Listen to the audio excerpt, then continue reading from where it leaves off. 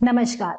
मैंने अपने पिछले वीडियो में आपको बताया था कि हमें इंग्लिश क्यों आनी चाहिए और आज के इस वीडियो में हम बात करेंगे कि हमें इंग्लिश सीखनी कैसे है।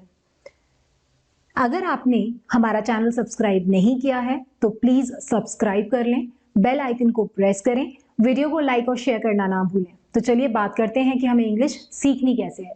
इंग्लिश सीखने के लिए सबसे पहली बात जो आपको दिमाग में रखनी है वो है ग्रामर। अगर आपको ऐसा लगता है कि इंग्लिश बोलने के लिए आपको पूरी ग्रामर आनी चाहिए तो ये भ्रम आप अपने दिमाग से निकाल दीजिए। दूसरा, लर्न लाइक अ चाइल्ड। आप एक छोटे बच्चे की तरह सीखिए।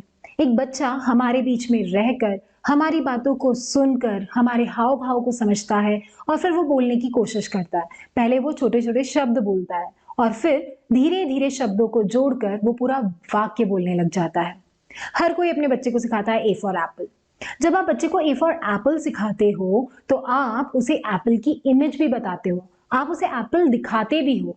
तो बच्चा उसे देखता है, फील करता है, एक्सपीरियंस करता है, ऑब्जर्व भी करता है और फिर एक दिन जब वो एप्पल देखता है तो वो सडनली बोल जाता है एप्पल। आप बच्चों को छोटे छोटे एक्शन वर्ड्स सिखाते हैं जैसे रन, वॉक, टॉक, ईट, ड्रिंक। तो जब आप ये एक्शन वर्ड्स सिखाते हैं तो आप उन्हें एक्शन करके भी बताते हैं। बच्चा अगेन आपको सुनता है, आपको देखता है, मतलब ऑब्जर्व करता है, उसे एक्सपीरियंस करता है और फिर वो उन शब्दों को बोलने लग जाता है, उन एक्शंस को करने लग जाता है। होता है कई बार रैंडमली, हो सकता है आपसे बच्चा एक बार डिमांड करे मम्मा एप्पल खाना है। तो जब आपको बच्चा बोलता है एप्पल खाना है तो आप भी एकदम अचानक से सडनली आपको सरप्राइज हो जाते हो आप कि बच्चे ने पूरा सेंटेंस कैसे बोल दिया। पर क्या आपने ये चीज समझी कि एप्पल आपने उसे किसी और कंटेक्स्ट में सिखाया था और खाना है उसे किसी और कंटेक्स्ट में बताया गया था। हो सकता है कि आपने खाना है उसको कभी ऑफर किया हो कि बेटा खाना खा लो, तो वो सुनता रहता है और उस बात को उसने समझा कि हाँ एप्पल भी खाने की चीज है, तो उसने उन दोनों को मिलाया और एक पूरा वाक्य बोल दिया कि एप्पल खाना है। ठीक इसी तरह से आपको अपनी वोकैबुलरी पे काम करना है। आपको अपनी वोकैबुलरी को धीरे धीरे डेवलप करना है, उसे स्ट्रांग बनाना है। छोटे छोटे ईडियम्स, फ्रेजेस, सेंटेंसेस बोलने की कोशिश करनी है। तीसरी बात जो आपको ध्यान रखनी है वो है रीडिंग। रीडिंग मतलब पढ़ना। आप क्या पढ़ेंगे? आप इंग्लिश न्यूज़पेपर्स पढ़ सकते हैं, मैगजीन्स पढ़ सकते हैं, नॉवेल्स पढ़ सकते हैं।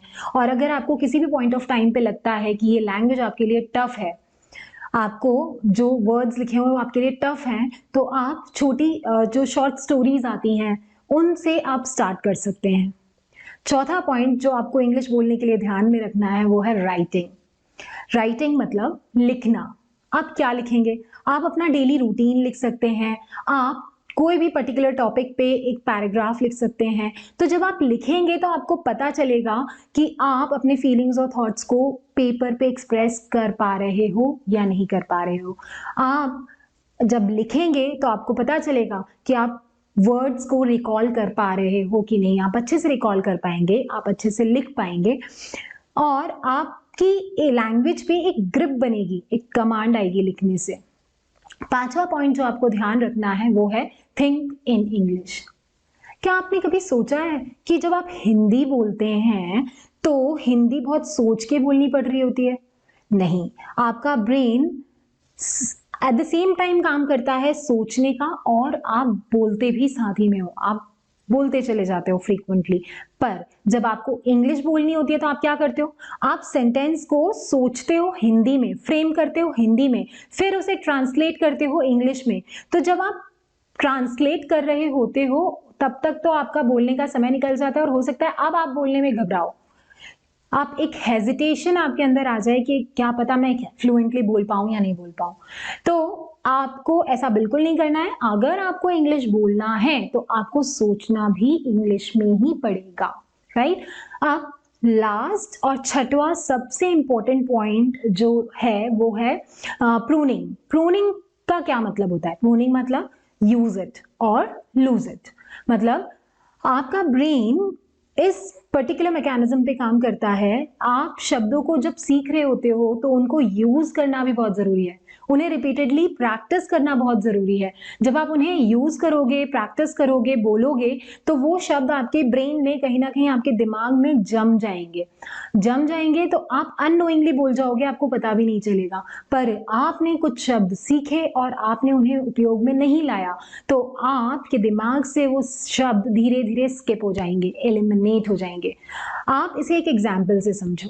होता है कई बार कि हमारे घर में सामान इकट्ठा हो जाता है और जब सामान इकट्ठा हो जाता है तो हम क्या करते हैं? हम उसे छाँटते हैं।